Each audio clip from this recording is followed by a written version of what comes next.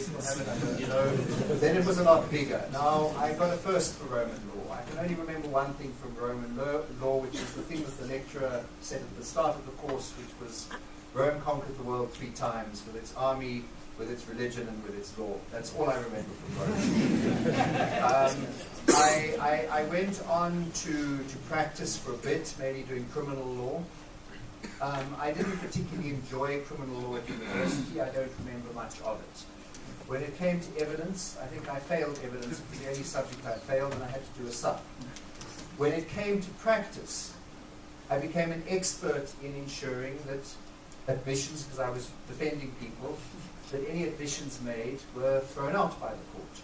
So all the stuff that I found very boring in law school suddenly became extremely relevant.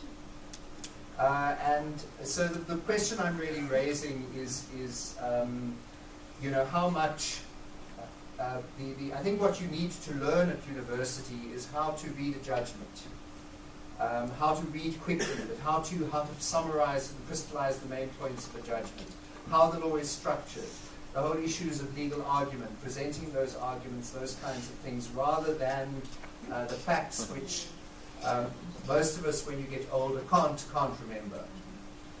In my final year of law, I actually didn't go to any lectures.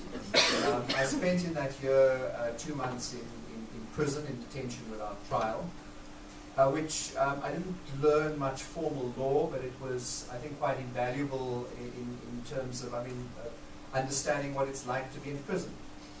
And I actually now think, Professor O'Brien, that any person who's going to be involved with the criminal justice system should spend a night in prison to see what it's like.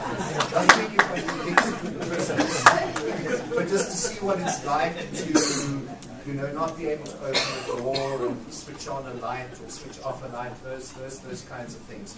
So really what I'm saying is look, I don't want to carry on talking, but we do, the main point I'm trying to make is we do have a problem of a lack of transformation in the legal profession.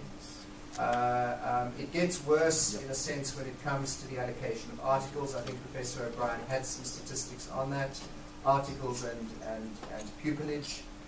It's worse, actually, if you want to become an advocate, because you're expected to do pupillage for a year and not get paid any money.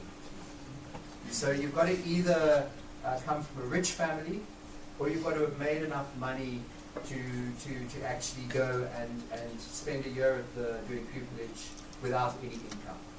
I found one of the things when we were dealing with the legal practice bill that I found quite shocking was that in England, which is a much more hierarchical classist country, which is a very hierarchical classist country, let me put it that way, they do provide for payment for pupils.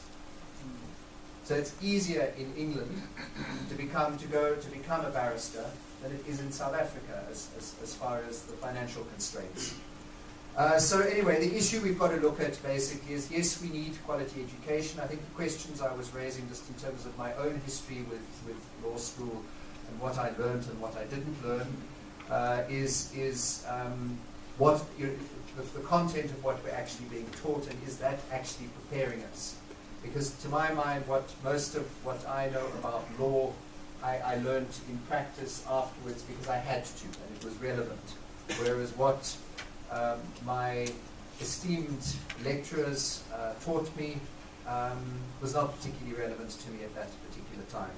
But let me leave it like that for now, and hopefully we'll have enough time for discussion. Thank you.